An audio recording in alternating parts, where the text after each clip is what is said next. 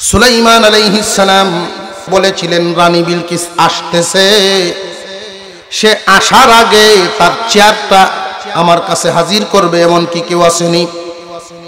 এক জিন দাঁড়ায় বলেছিল, হুজুর আমি যদি অনুমতি পাই আপনি বসা থেকে দাঁড়াইতে যতক্ষণ লাগে এর আগেই হাজির করে দিব। সুলাইমান আলাইহিস সালাম তাকাইলেন মানুষগুলোর দিকে। এই যে কাজটা, একটা চেয়ার সিংহাসন এক দেশ থেকে আরেক দেশে নিয়ে আসা এই অল্প সময়ের ভিতরে, এটা কি স্বাভাবিক নিয়ম না অস্বাভাবিক? আরো জোরে অস্বাভাবিক। একটা হলো আদতুল্লাহ আর একটা হলো কুদরতুল্লাহ। দুইজন মানুষের মিলনের মাধ্যমে একজনের জন্ম হয়, এটা হইল আদত।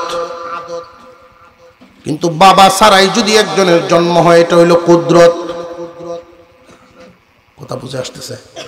স্বাভাবিক নিয়মে যেগুলো ঘটে এগুলো আদত।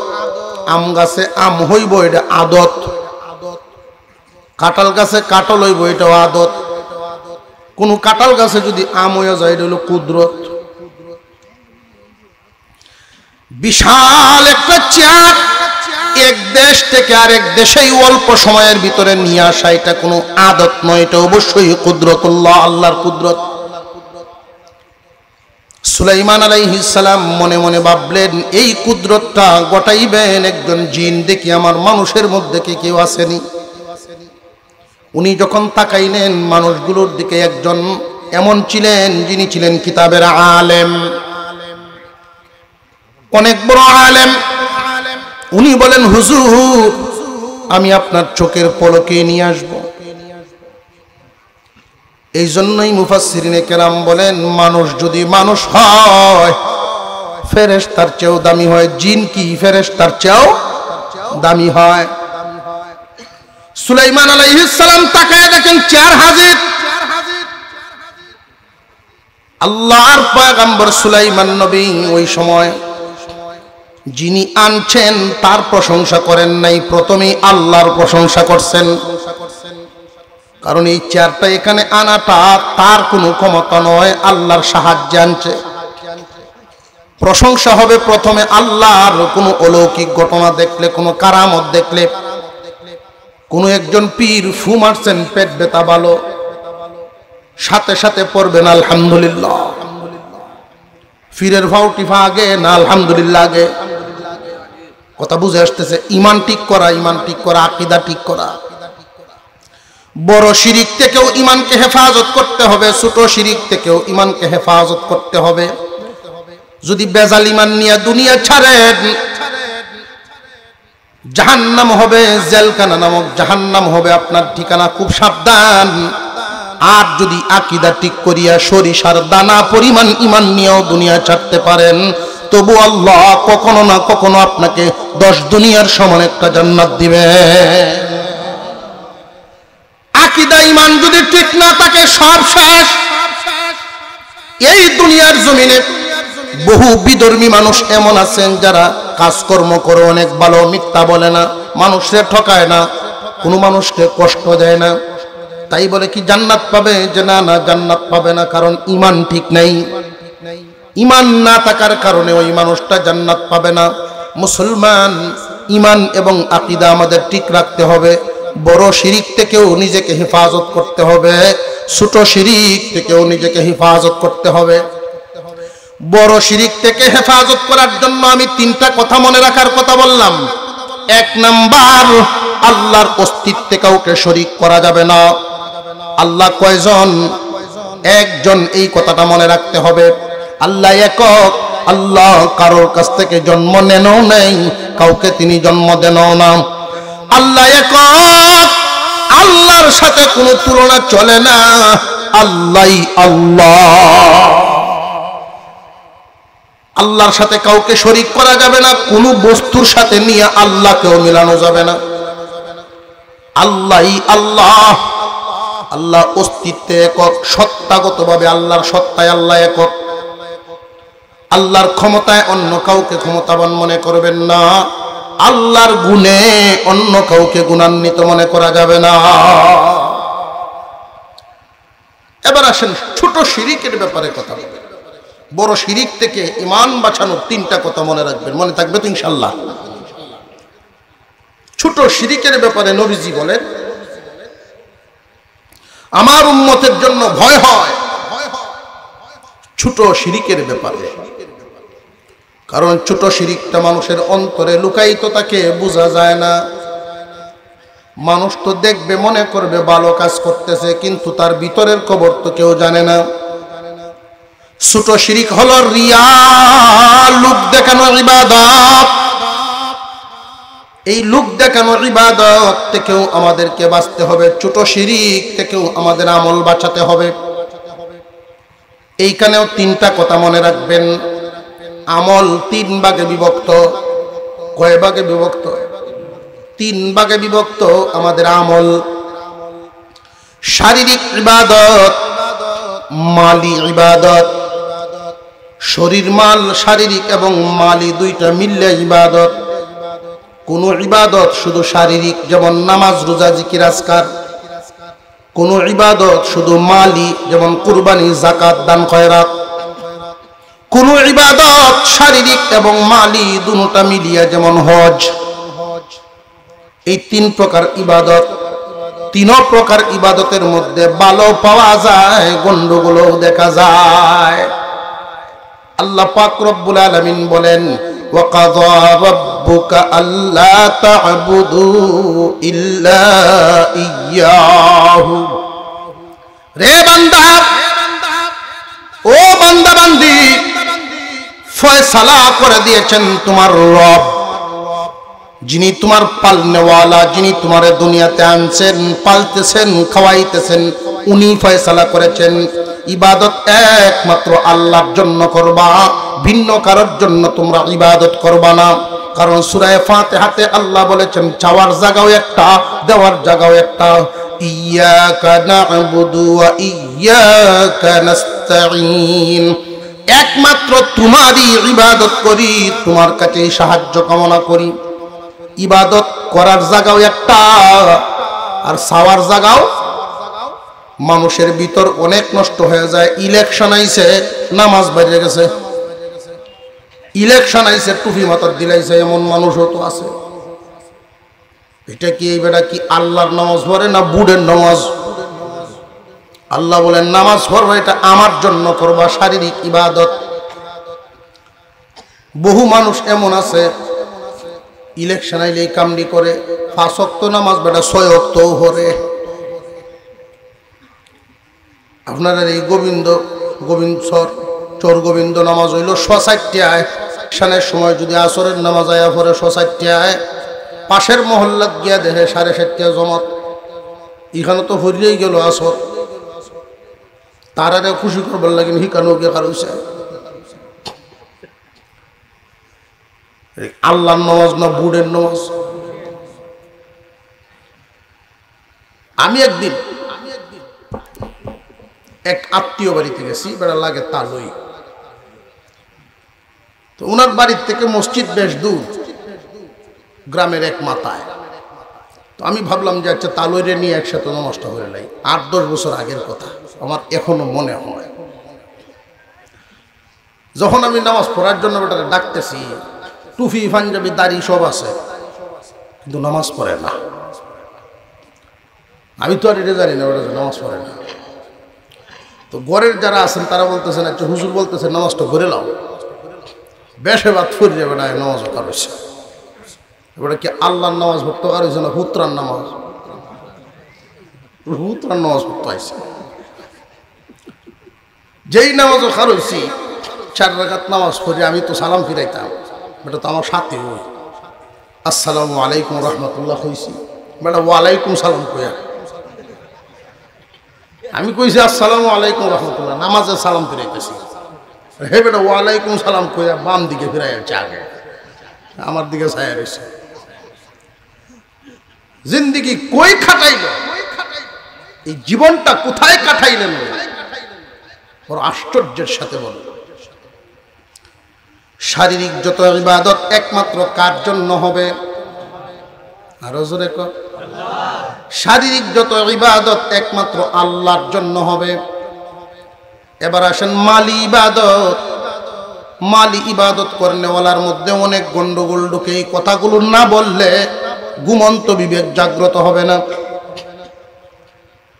কুরবানির গরু কিনবো, কে কত দিয়া কিনে এটা দেখে। সবার চাইতে বেশি দাম দিয়া কিনন লাগবো, কারণ মাত্র লন্ডনতে আইছি আমি।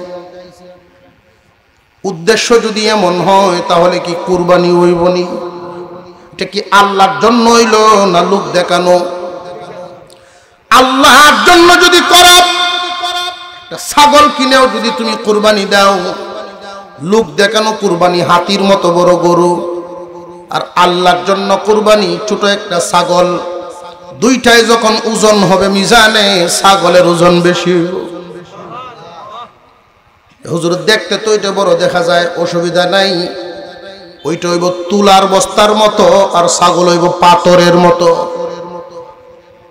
আল্লাহ বলেন, আল্লাহর পয়গম্বর বলেন, আখলিস দীনাকা ইয়াকফিকাল আমালুল কলিল। তোমার ভিতর ঠিক করো, ঈমান নিয়ত আকীদা এটা ঠিক করো, অল্প আমলেই নাজাতের জন্য যথেষ্ট।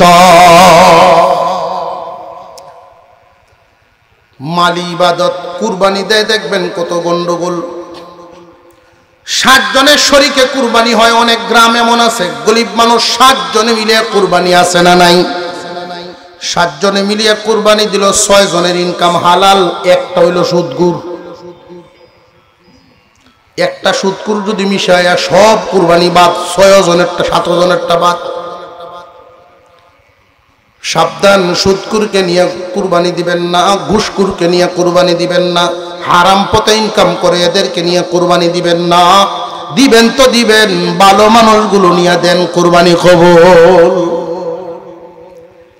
আবার কালকে নিয়ে আপনারা মনে মনে কোন, আবার বলা বলি করেন, হুজুর যে কইয়া গেল এই বালা মানুষ পাইতাম কই? সব তো বেশিরভাগই সুদকুর। খুঁজে ভাই মু কই, আমি একটা বুদ্ধি দেয়া যাই, সুদ করে মিললে দিলাইবেন, আর বালায় বালায় মিললে দিলাইবেন।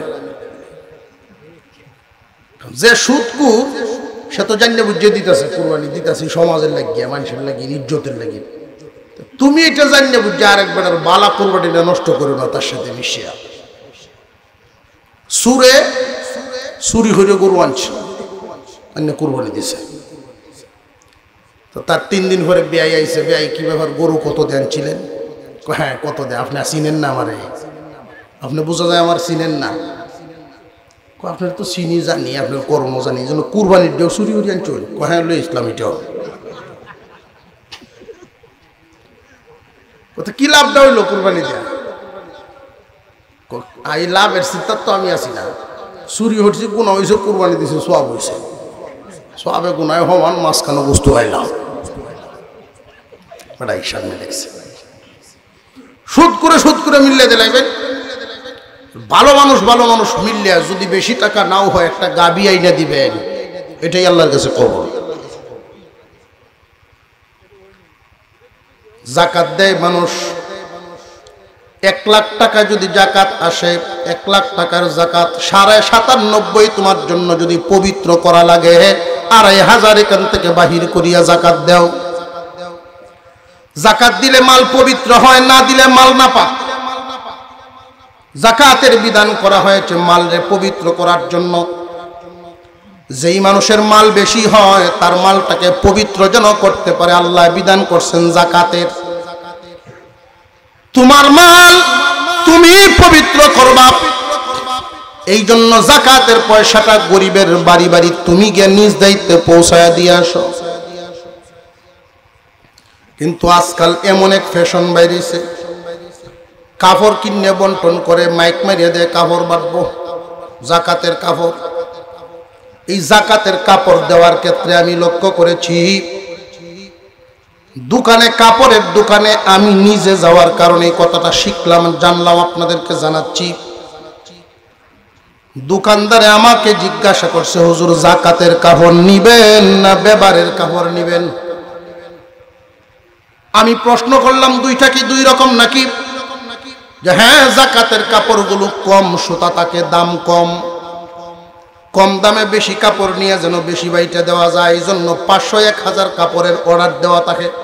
আমরা ওইভাবেই অর্ডার দিয়া বানাই আনি। তখনই আমি বুঝলাম যে আল্লাহ দন দিছেন, ধনী হয়েছে কোন কারণে জানি না, তবে ধনী হইলে ওই মানুষগুলো মনের দিকে এখনো ফকিরের চেয়েও নিকৃষ্ট।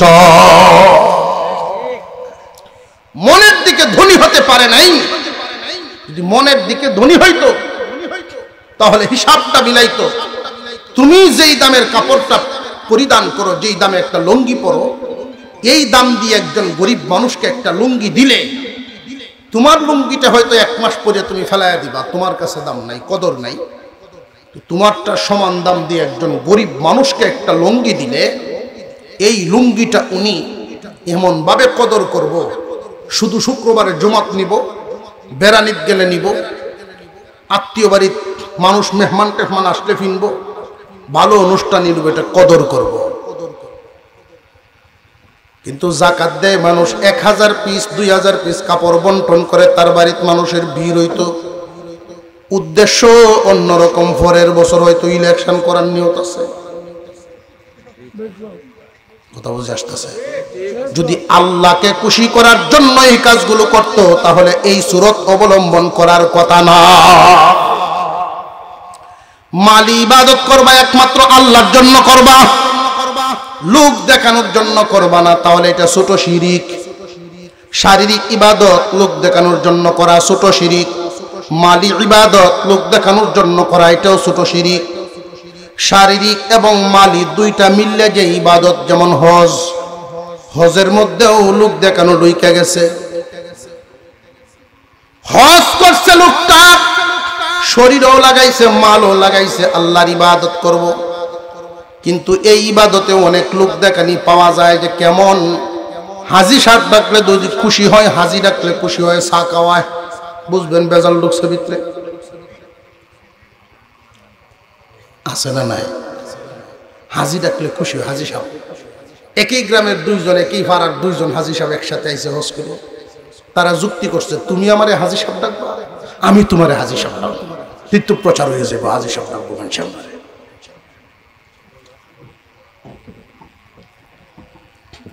কোন আত্মীয়র সাথে দেখা হইলো হজ করার 2-1 বছর পরে, আগে যেভাবে বাইসাব ডাকতো, এখনো বাইসাব কেমন আসো, বাইসাব তো হজ করে আসে, তারা তো হাজি সাহেব ডাকলে বেটা খুশি। উত্তর দেয় বেটা, আমি যে 2 বছর আগে হজ করছি, তুমি মনে হয় শুনছো না, শুনলে তো হাজি সাহেব ডাকার কথা। আল্লাহর জন্য করছে না হাজি সাহেব হয়তো করছে? ছোট শিরিক বড় শিরিক উভয় প্রকার শিরিক থেকে আমাদের ঈমান হেফাজত করতে হবে।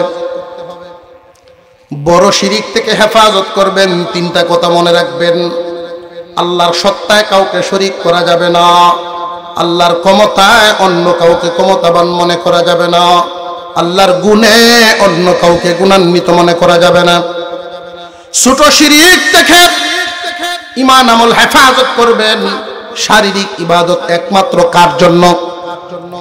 মালি ইবাদত, শরীর মাল মিললে ইবাদত। প্রত্যেকটা ইবাদত একমাত্র আল্লাহর জন্য হবে। আল্লাহ যেন আমাদেরকে শিরিক মুক্ত ঈমান আমল রক্ষা করার তৌফিক দেন, বলুন আমিন। এবার দ্বিতীয় বিষয়টা, আমার তিলাওয়াতকৃত আয়াতে আল্লাহ 5টা বিষয় আলোচনা করেছেন। এই 5টা বিষয়ে নবী পরিবর্তন হয়েছে, কিন্তু বিষয় পরিবর্তন হয়নি। পৃথিবীর শুরু থেকে আদম আলাইহিস সালামের পর থেকে এই পর্যন্ত আছে, কিয়ামত পর্যন্ত থাকবে এই বিধানগুলো। 1 নাম্বার গেল, আল্লাহর সাথে কাউকে শরীক করা যাবে না। 2 নাম্বার, আল্লাহ বলেন ওয়াবিল ওয়ালিদাইনি ইহসানা, মা বাবার প্রতি ইহসান করো, ইহসান। আমি আপনাদেরকে প্রশ্ন করি, কোন মা বাবা কি সন্তানের কাছে ইহসান চায়নি? কোন মা বাবা কিন্তু সন্তানের ইহসানের আশা করে না। কোন মা বাবা যদি সন্তানের ইহসানের আশা করত, আতুর লুলা ল্যাংরা কানা এই জাতের সন্তান কেউ পাললয় না। আল্লাহ রাব্বুল আলামিন যেইভাবে নিঃস্বার্থ বান্দাকে দেন, মা বাবাও নিঃস্বার্থভাবে সন্তানকে দেয়। মা এবং বাবা সন্তানের লালন পালন পাইব, সন্তানের দয়া পাইব, এই আশায় সন্তান পারে না। তাহলে আল্লাহ পাক এই কথা কেন বললেন যে মা বাবার প্রতি ইহসান করো? মহান আল্লাহই বিধান করেছেন, অবশ্যই কোনো না কোনো হিকমত আছে। আল্লাহ রাব্বুল আলামিন এই হিকমতটা পালন করেছেন, বয়সটা সহ উল্লেখ করে দিয়ে আরেক আয়াতের মধ্যে বলেন, ইম্মা ইয়াবলুগান্না ইনদাকাল কিবারা আহাদুহুমা আও কিলাহুমা। ও দুনিয়ার যুব সমাজ, তোমার আব্বা আম্মা উভয় অথবা দুইজনের যে কোনো একজনকে যদি বার্ধক্য অবস্থায় পাও, বার্ধক্য অবস্থায় যদি একজনকে তোমরা পাও রে, সবাই পায় না, এই কপাল সবার হয় না। বুড়া হওয়ার আগেই মা বাপ দুনিয়ার থেকে বিদায় হয়ে যান। বেশিরভাগ মানুষ এই বুড়ার হালতে মা বাপ পায় না। যারা পাও বার্ধক্য অবস্থায় মা বাপ, তাদের প্রতি ইহসান করবা। আল্লাহ এই বিধান করেছেন এই কারণেই। দুনিয়ার জমিনে একজন মানুষ যখন বার্ধক্য অবস্থায় পৌঁছে যান, শিশুর চাইতে অসহায় হয়ে যায়। একটা শিশুকে যে কেউ টান দিয়া কুলে উঠায় নেয়, পেশাব করে দিল একজন শিশু, যে কেউ তারে টান দিয়া পরিষ্কার করিয়া কুলে উঠায় নিতে পারে। কিন্তু একজন বুড়া মানুষ যদি বিছানায় পেশাব করে দেন, ঘন্টাকে ঘন্টা পেশাবের মধ্যেই পড়ে থাকবে। তুমি সন্তান নির্দিষ্ট মানুষ ছাড়া তার দ্বারে কাছে কেউ যাইব না। বৃদ্ধ বৃদ্ধা মানুষগুলো শিশুর চেয়ে অসহায়। যদি রে বান্দা তোমার আব্বা আম্মাকে বার্ধক্য অবস্থায় পাও, তাদের প্রতি ইহসান পূর্ণ আচরণ করবা, ইহসান পূর্ণ দয়ার আচরণ, দয়ার আচরণ করবা। মা বাবার প্রতি দয়ার আচরণ, মা বাবার প্রতি দয়ার আচরণ করলে আল্লাহ খুশি হন। ইহসান পূর্ণ আচরণ সবাই বুঝে না, এটা সবাই বুঝে না। যুবকদেরকে উদ্দেশ্য করে আমি বলি, মনোযোগের সাথে শুনবেন। যুবকদেরকে উদ্দেশ্য করে আমি বলি, মা বাপ তোমার এই সংসারটা এক সময় চালাইতো, এখন সংসার তাদের হাতে নাই। তোমার আব্বা মা বার্ধক্যে যখন পৌঁছে যায়, তখন তাদের মনের দিকে তোমরা খেয়াল রাখবা। তারা কিন্তু খুব আদর করে তোমাদেরকে লালন পালন করেছে। তোমরা তোমাদের সন্তানদেরকে যেই পরিমাণ মহব্বত করো, তোমার আব্বা মা তোমাকে এর চাইতে সামান্য কম করে নাই। তুমি যদি একবার খানা না খাইছো, তোমার মা বাবা পেরেশান হয়ে যাইতো তোমার খাওয়া খাওয়ানোর জন্য।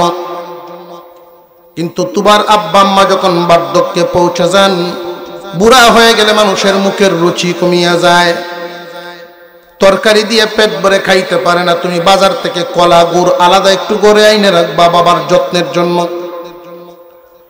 রে দুনিয়ার ইমানদার মুসলমান, মা বাবা তোমার কাছে বড় মাছ চায় না, গোশত চায় না, তোমার আচরণটা সুন্দর চায়। তুমি যদি আলাদাভাবে 200-500 টাকা বাবার হাতে দিয়ে দেও, আব্বা আপনি বাজারে যান, ইচ্ছা মতে খরচ করবেন, আপনার সমবয়সীদেরকে নিয়ে চা খাইবেন, এটা হিসাব নিব না। হিসাব ছাড়া 300, 200, 500 হিসাব ছাড়া এই পরিমাণ পয়সা দিয়ে রাখবেন মা বাবার হাতে। ফকির ভিক্ষা চায় আপনার আব্বার কাছে, উনি যেন 10টা টাকা দিতে পারেন। মসজিদের দান বাক্সটা সামনে আসছে, বাবা এই যেন 10টা টাকা এখানে দিতে পারে। এই 500 টাকা প্রতি মাসে তোমার আব্বার হাতে যদি দিয়া দেও, হিসাব ছাড়া এটা সংসারে লাগবে না। তোমারে আল্লাহ 10 গুণ বাড়ায়া অন্যদিকে দিয়ে দিব। অনেক মা বাবা আছে ঠিক, সন্তানাদিদেরকে বাপ কাপড় দিচ্ছে, কিন্তু এই বিষয়টা লক্ষ্য করে না।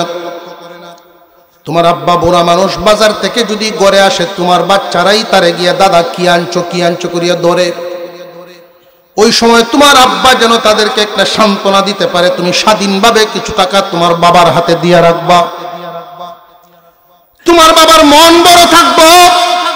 তোমার মার হাতে যদি কিছু পয়সা দিয়ে দাও, তোমার বোন বাগ্নি, তোমার সন্তানরা কিছু চাইলে, তোমার বোন বাগ্নিরা আসলে তাদের পিছনে খরচ করতে পারবো। এইগুলোর দ্বারায় তুমি গরিব হইবা না রে বান্দা, বরং আল্লাহ পাক এইগুলোর দ্বারায় তোমারে অনেক ধনী বানাইব। মা বাপ যদি খুশি থাকে, আল্লাহ খুশি থাকবেন। হাদিসের মধ্যে আসছে, মা বাপ যদি বেজার হয়, আল্লাহ তোমার প্রতি বেজার থাকেন। মা বাবাকে খুশি করে যদি কবরে দিবার পারো, আল্লাহ পাক রব্বুল আলামিন তোমাকে দুনিয়াতে 3টা নিয়ামত দিবেন। দুনিয়ার জমিন থেকে যখন বিদায় হয়ে যাবে, তখন একটা নিয়ামত পাইবা। দুনিয়াতে থাকতে 3টা, আখিরাতে একটা। আখিরাতের নিয়ামত, জান্নাতের দরজা খোলা থাকবো, সহজে জান্নাতে হয়ে যাইবা। দুনিয়ার জমিনের 3টা নিয়ামত। 1 নাম্বার, আল্লাহ তোমাকে রিজিকে বরকত দিবেন। রিজিকে বরকত, বেশি টাকা ইনকাম করার নাম কিন্তু বরকত নয়, বরকতের অর্থটা ভিন্ন। বেশি টাকা কামাইলেই যে শুধু বরকত হবে, বিষয়টা এমন নয়। আল্লাহ পাক রব্বুল আলামিন মা বাবার দোয়ার বরকতে আল্লাহ তোমাকে বরকতি মাল দিবেন। ইনকাম যদিও কম হয়, আল্লাহ তোমারে সুন্দর মতো চালায়া নিব। মা বাবার দোয়ার বদৌলতে 3টা নিয়ামত। 1 নাম্বার, রুজি রোজগারের মধ্যে কামাই রুজিতে আল্লাহ বরকত ঢেলে দিবেন। 2 নাম্বার, সন্তানগুলো মানুষের মতো মানুষ হবে। 3 নাম্বার, আল্লাহ তোমাকে একটা সুস্থ হায়াত দিবেন। সুস্থ একটা হায়াত দিবেন। মুসলমান ইমানদার ভাইয়েরা আমার, মা বাবার প্রতি ইহসান করবেন, মাতা পিতার প্রতি ইহসান। আল্লাহ পাক রব্বুল আলামিন প্রথম যেই কথাটা বলেন, ইম্মা ইয়াবলুগান্না ইনদাকাল কিবারা আহাদুহুমা আও কিলাহুমা ফালা তাকুল লাহুমা উফফিন ওয়ালা তানহারহুমা। অনেক যুবক ভাইরা মা বাবার সাথে কথা বলেন জারি দিয়া, দমক দিয়া, জোরে আওয়াজ দিয়া। মায় যদি কয় যে বাবা খায়ালাও, তবু ধমক দিয়া কয় খাইতাম না। মা বাবার সাথে যুবকরা রক্তের গরমে চক্ষু রাঙ্গায়া কথা কয়, উঁচা আওয়াজে কথা কয়। আল্লাহ নিষেধ করেছেন কোরআনে, সাবধান, মা বাবার সাথে দমকের সুরে, তাদেরকে বিরক্তির আওয়াজে কথা বলবা না। মা বাবার সাথে যদি কথা বলো, সম্মান সূচক ভাষায় কথা বলবা। মা বাপ যদি মনের দিক থেকে তোমার প্রতি খুশি হয়ে যায় রে বান্দা, আল্লাহ তোমার প্রতি খুশি হয়ে যাবেন। আর আল্লাহ যদি খুশি হয়ে যায়, তোমার চাইতে সুখী মানুষ জমিনের উপরে থাকবে না। মা বাপ যদি খুশি থাকেন, আল্লাহ তোমার প্রতি আল্লাহ বরকত ঢেলে দিবেন। কোন একজন মানুষ 10 লাখ টাকা ইনকাম করলেও মা বাবার দোয়া যদি তার সাথে না থাকে, এই 10 লাখেও তার মাস পার হইতো না, পেরেশানি দূর হবে না। মা বাবার দোয়া যদি সাথে থাকে, 10,000 মাসে ইনকাম করলেও সে কামিয়াব। মা বাবার দোয়া ছাড়া একজন মানুষ কামিয়াব হতে পারবে না। অনেক সময় আমরা মা বাবারে ঘরে রাখছি ঠিক, কিন্তু এদের সাথে সময় দেই না। নীরবে তার সাথে কয়েক মিনিট সময় দিবেন, তার মনের কথাটা বুঝবেন। সবার বিবি সমান হয় না, সব মহিলা সমান নয়। আপনার আব্বা মা ঘরের মধ্যে আছেন, তাদের সাথে আপনার বিবি কোন ধরনের আচরণ করে, এটা তো আপনি দেখেন না, জানেন না।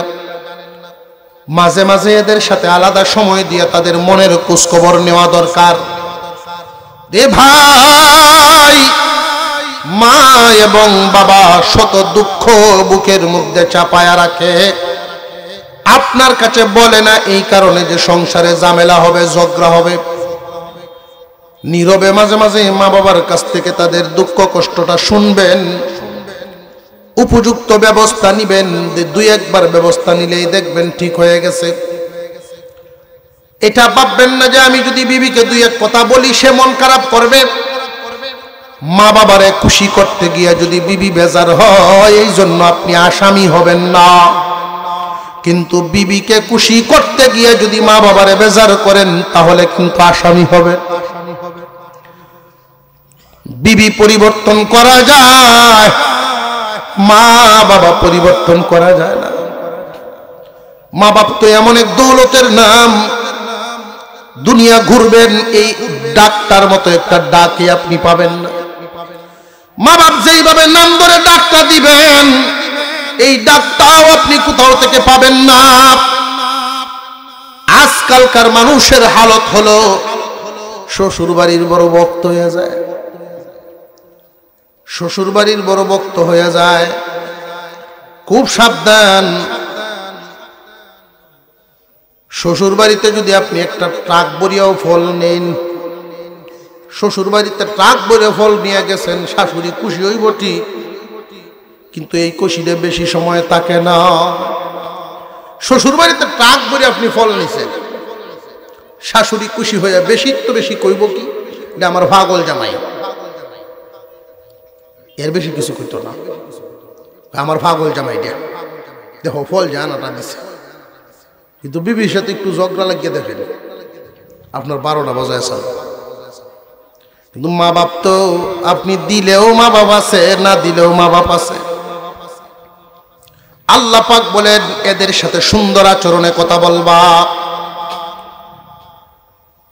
আল্লাহ পাক রব্বুল আলামিন 2 নম্বরে বলেন মা বাবার প্রতি ইহসান করবা। 1 নম্বর আল্লাহর সাথে কাউকে শরীক করবা না। 2 নম্বর মা বাবার প্রতি ইহসান করবা, সব সময় মা বাবার সাথে ইহসানপূর্ণ আচরণ করবা। এই ইহসানপূর্ণ আচরণ করবা, এই কথাটা বলি আবার আল্লাহ বলেন 3 নম্বর ওয়ালা তাকতুলু আওলাদাকুম মিন ইমলাক নাহনু নারযুকুকুম ওয়া ইয়্যাহুম। আল্লাহ বলেন ও দুনিয়ার মানুষ, তোমরা তোমাদের সন্তানদেরকে হত্যা করো না, হত্যা করিও না। রিজিকের বয়ে, বরণ পোষণের বয়ে, বেশি সন্তান হইলে কেমনে বরণ পোষণ করমু এই চিন্তায় সন্তান হত্যা করিও না, জন্ম নিয়ন্ত্রণ করিও না। তোমার বিবি যদি শারীরিকভাবে অক্ষম হয়ে যায় সেটা হলো ভিন্ন মাসালা। বিবি সক্ষম, এই অবস্থায় সন্তান তুমি দুনিয়াতে আনবা না, জন্ম নিয়ন্ত্রণ পদ্ধতি তুমি করিও না। আল্লাহ পাক রব্বুল আলামিন বলেন নাহনু নারযুকুকুম ওয়া ইয়্যাহুম। রে বান্দা বান্দি, তোমাদেরকে আমি আল্লাহ খাওয়াই, তোমার সন্তানদেরকেও আমি খাওয়াইব। রিজিক দেওয়ার মালিক কে? সন্দেহ আছে মনে হয় আপনারা। রিজিক দেওয়ার মালিক আল্লাহ। বরং সন্তানাদি যদি বেশি হয়, কত পর্যন্ত চলবো? মাশাআল্লাহ, ঠিক আছে। সন্তানাদি যদি বেশি হয়, আপনি লক্ষ্য করে দেখেন যারা এই বুলি লইছে, কিছু বুদ্ধিজীবী আছেন আমরা দেশ, একটা ছেলে একটা মেয়ে যথেষ্ট, এক ছেলে এক মেয়ে যথেষ্ট। বরং সামাজিকভাবে লক্ষ্য করিয়া দেখেন যার ছেলে বেশি তার ভাব আরো বেশি। জোরে কর। পরকালীন ভাবে চিন্তা করেন, একটা তৈয়া গেলেন, যদি এটা খারাপ হয় তো আপনার সবই গেল। সন্তান যদি বেশি হয়,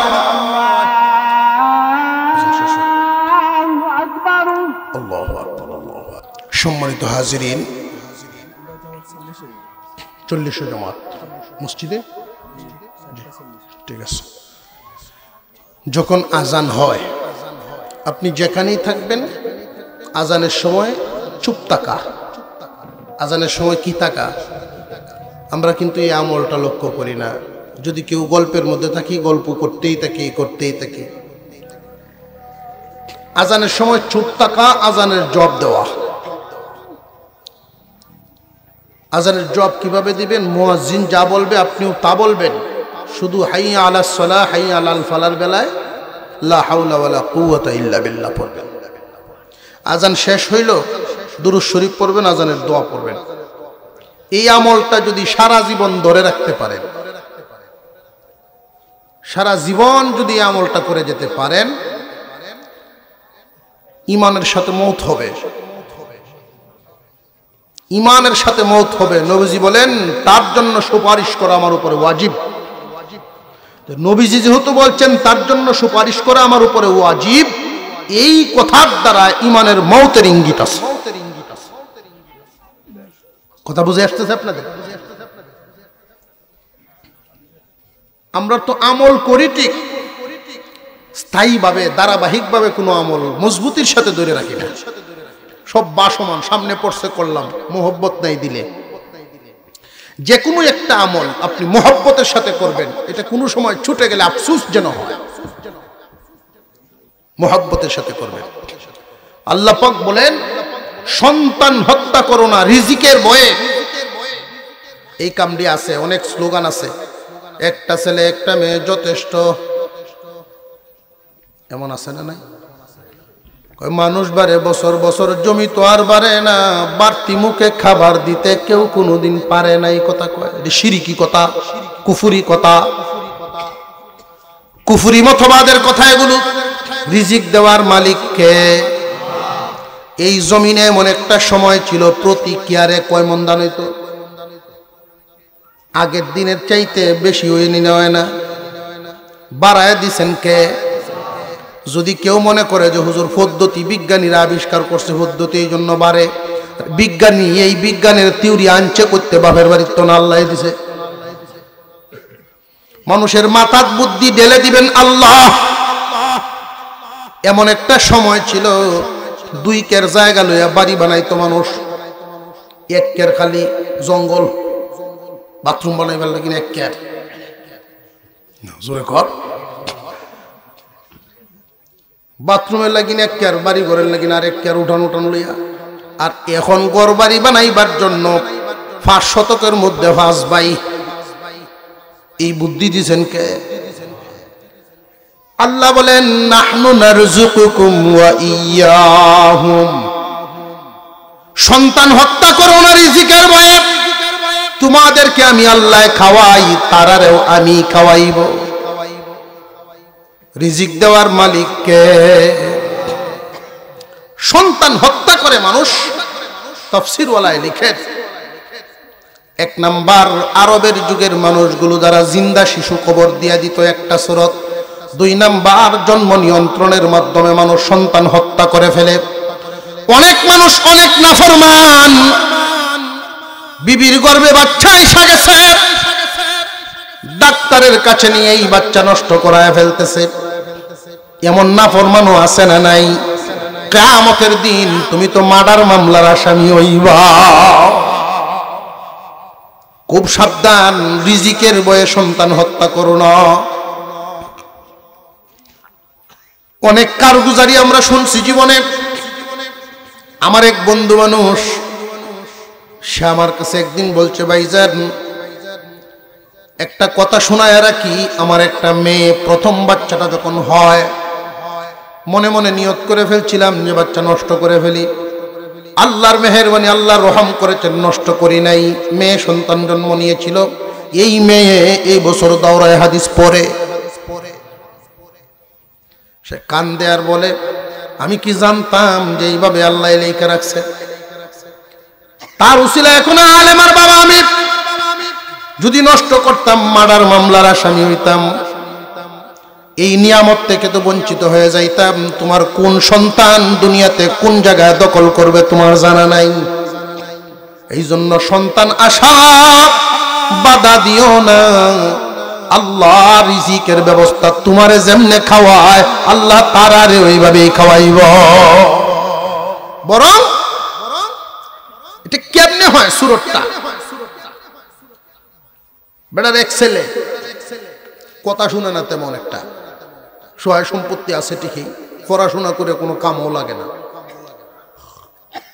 তো ফারার এক মুরব্বীর কাছে গেছে, চাচা আপনার নাতির হলে খুব বিপদে আছি, একটু বুদ্ধি শুদ্ধি দেন। এ তো কামদুম করে না। চাচায় বুদ্ধি দিয়ে দিছে, এরকে বিয়া করায় না। চাচা এটা কি করলেন আপনি? হে রে, ওই চুল কাটার পয়সা আমি দেওয়ান লাগে, এমনকি বিয়া করাই নিতাম। তুই আইসো আমার এনে বুদ্ধি নিতে, বুদ্ধি দিলাম, বুঝে হইলে নিবে, বুদ্ধি নইলে আমারটা আমার দেয়া যাবে না।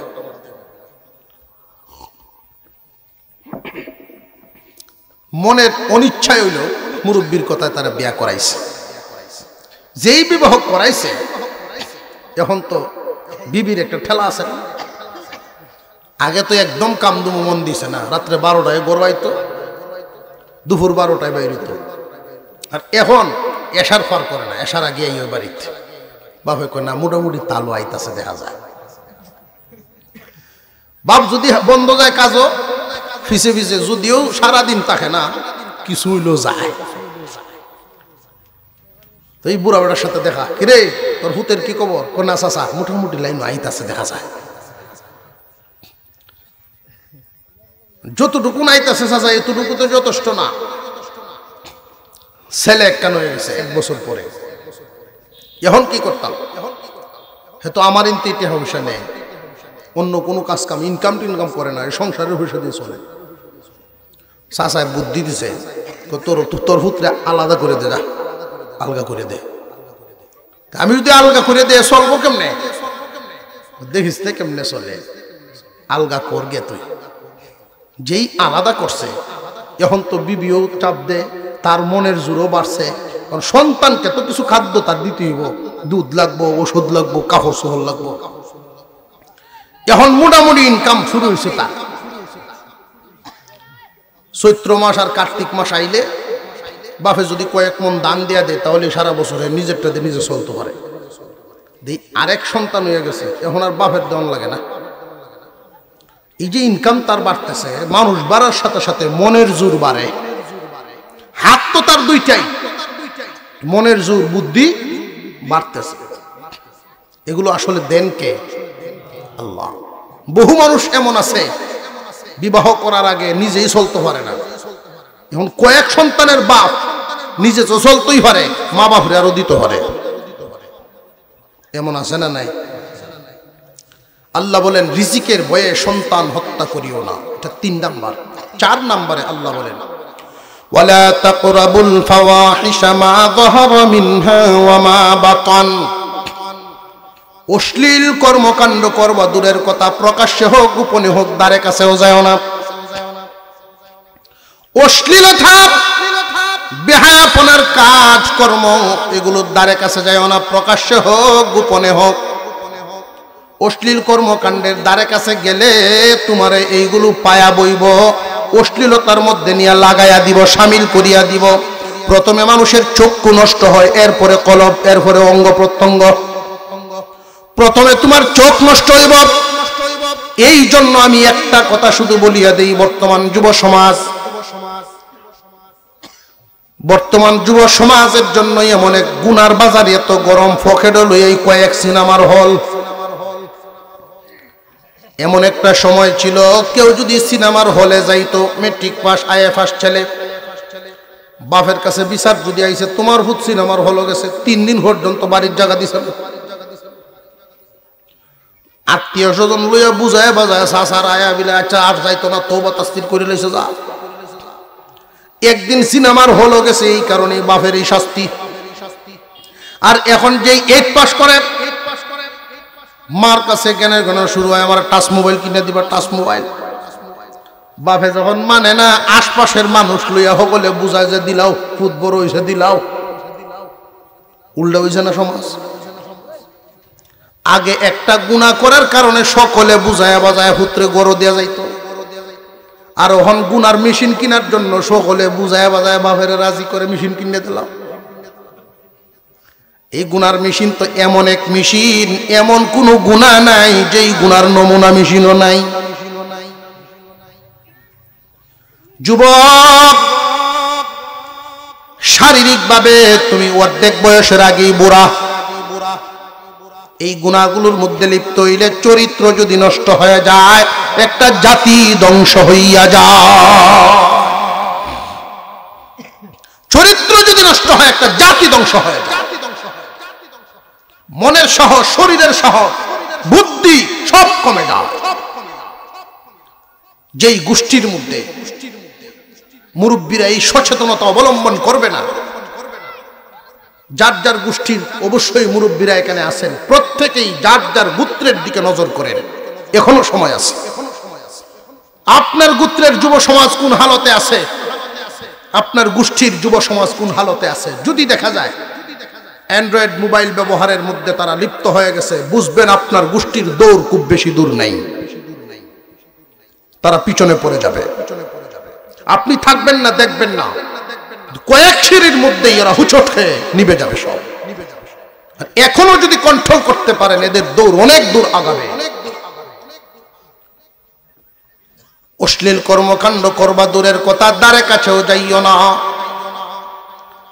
অশ্লীল কর্মকাণ্ডের মধ্যে আরেকটা আছে বর্তমান সমাজের মধ্যে, এই কথাটাও বলিয়া দেই। সমাজের মানুষ জানে স্বামী স্ত্রীর সংসার করে, আসলে তারা স্বামী স্ত্রী নয়,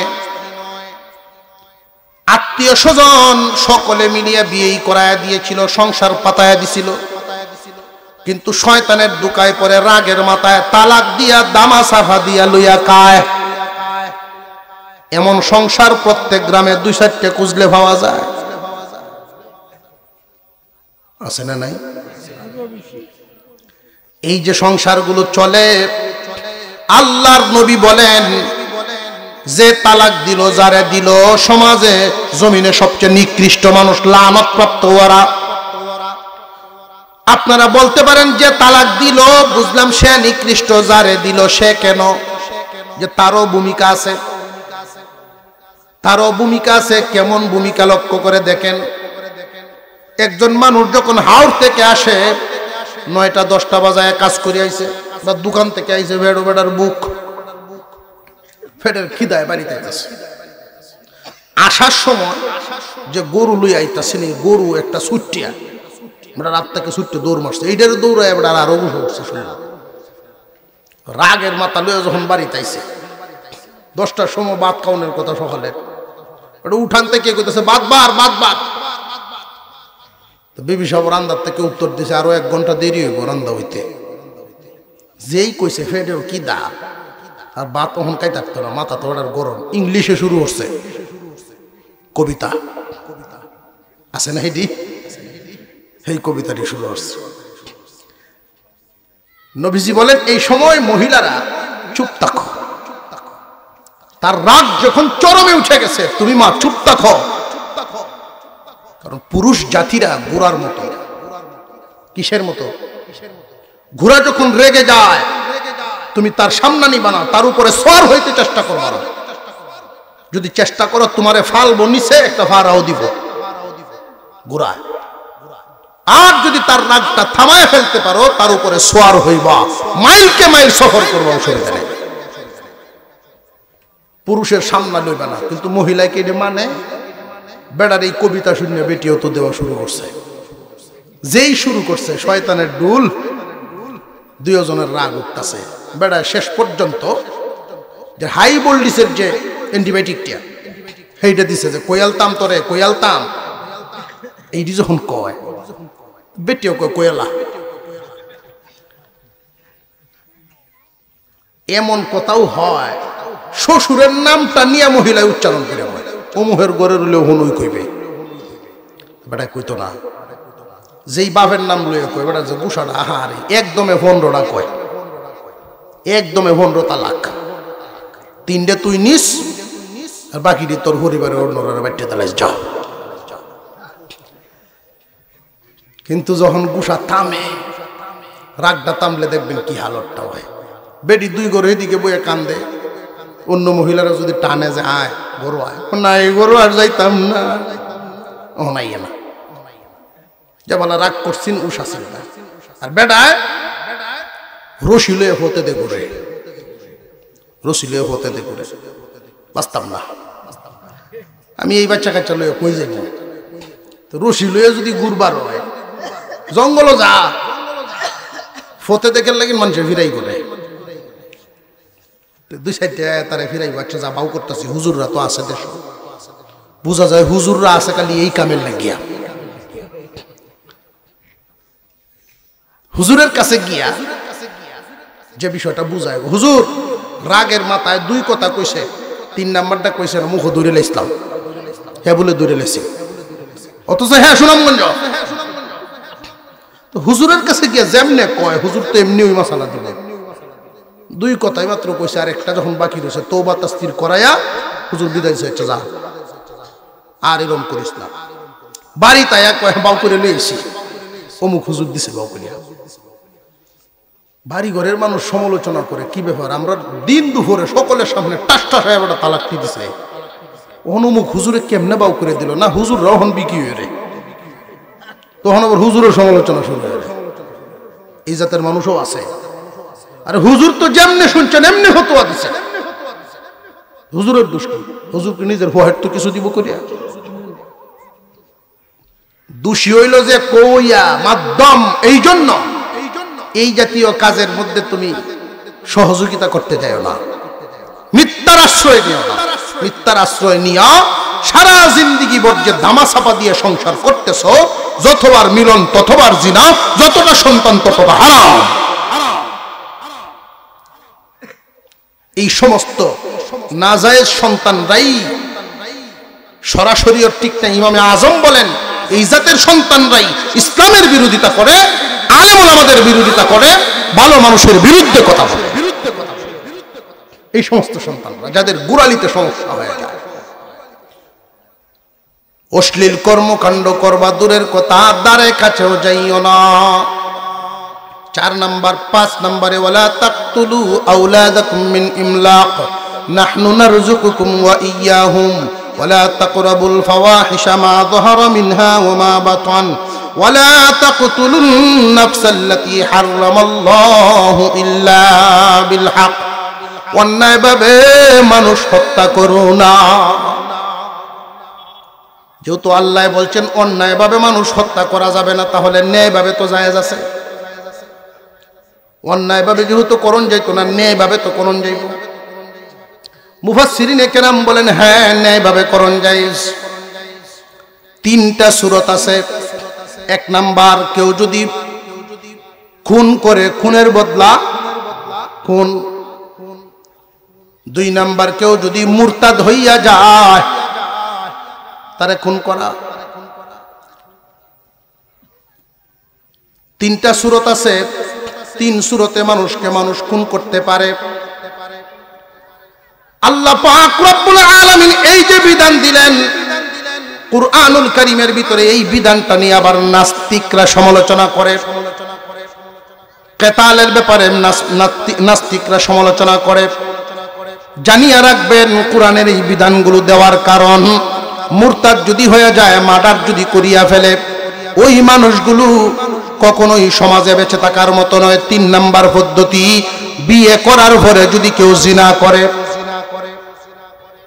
বৈধ বিবি আছে তুমি অবৈধ কাজ করলা কেন 1 নাম্বার খুনের বদলা খুন 2 নাম্বার মুরতাদ হয়ে গেলে 3 নাম্বার বিবাহ শাদী করার পরে বৈধ বিবি আছে এরপরেও তুমি জিনা কেন করলা তোমার মার্ডার মামলা তোমার বিরুদ্ধে দুনিয়ায় বেঁচে থাকার অধিকার তোমার নাই আপনারা বলতে পারেন কোরআনে যে এই আইনটা করলো বিধর্মীরা সমালোচনা করে কিন্তু আসল বিষয়টা ওরা বুঝে না এই যে 3টা এটা হলো বডির জন্য ক্যান্সার কোন একটা আঙ্গুলে যদি ক্যান্সার দেখা দেয় ডাক্তাররা বলবে আঙ্গুলটা কেটে ফেলে দাও আর না হয় সারা বডি আক্রান্ত হতে পারে বুদ্ধিমানের কাজ আঙ্গুল ফালাও বডি বাঁচাও পুরা সমাজটা মিলে একটা বডি মানব সমাজ একটা বডি এই বডিতে যদি এই জাতের ক্যান্সার দেখা দেয় মুরতাদ হয়ে যায় কাফের মুরতাদ হয়ে গেল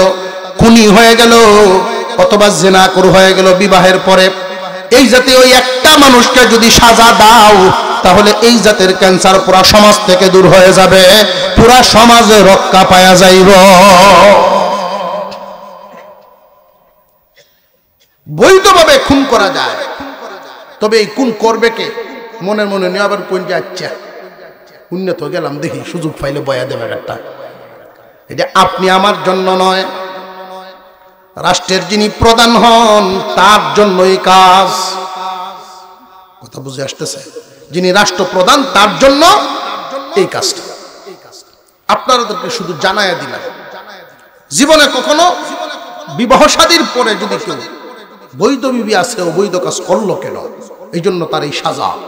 আল্লাহ আমাদেরকে আমল করার তৌফিক দেন, বলুন আমিন। আরো জোরে বলেন আমিন।